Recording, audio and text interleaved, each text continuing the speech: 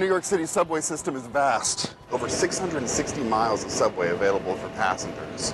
5.8 million riders every day. That's over 1.7 billion riders every year. The New York City subway is not a luxury, it's a necessity. New Yorkers are this city's blood, and the subway trains are its veins and arteries. If you can't handle the crowds, the smells, or the heat, then go sit in traffic upstairs. But if you are up for the adventure, the first thing you're going to need to decipher is all this chaos. Now, I'm not here to teach you how to ride the subways, but my best piece of advice would be, when in doubt, ask a New Yorker. Police officers, MTA workers, New Yorkers for the most part, we got your back. We're not as rude as most people might think.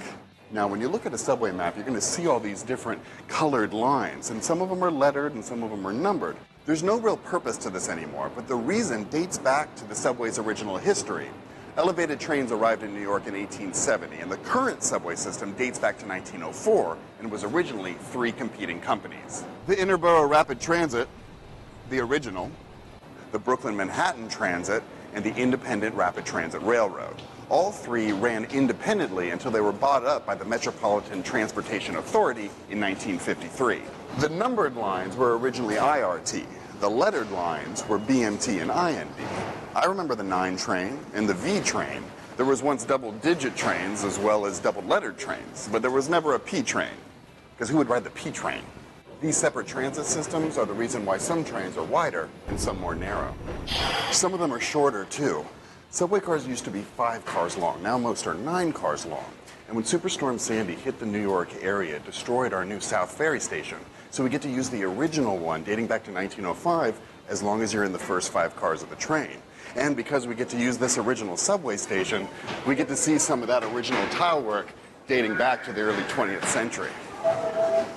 Another original subway station is found directly underneath City Hall, but we can no longer use it.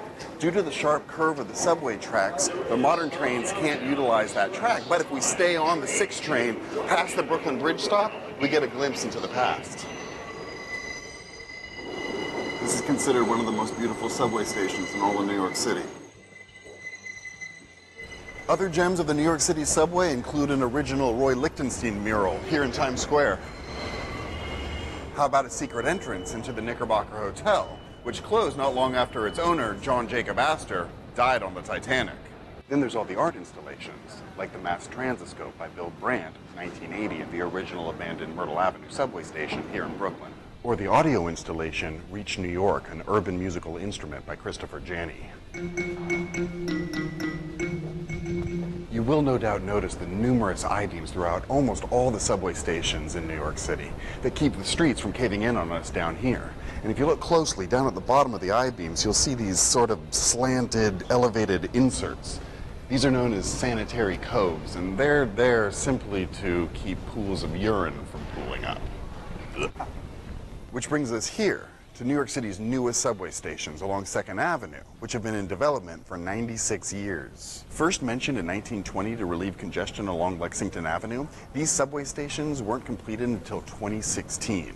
Note, no I-beams, no sanitary coves. We've come a long way. Thanks for watching. Hope you enjoyed it. Be sure to subscribe so you can check out future episodes and check out our previous episodes right here. See you real soon.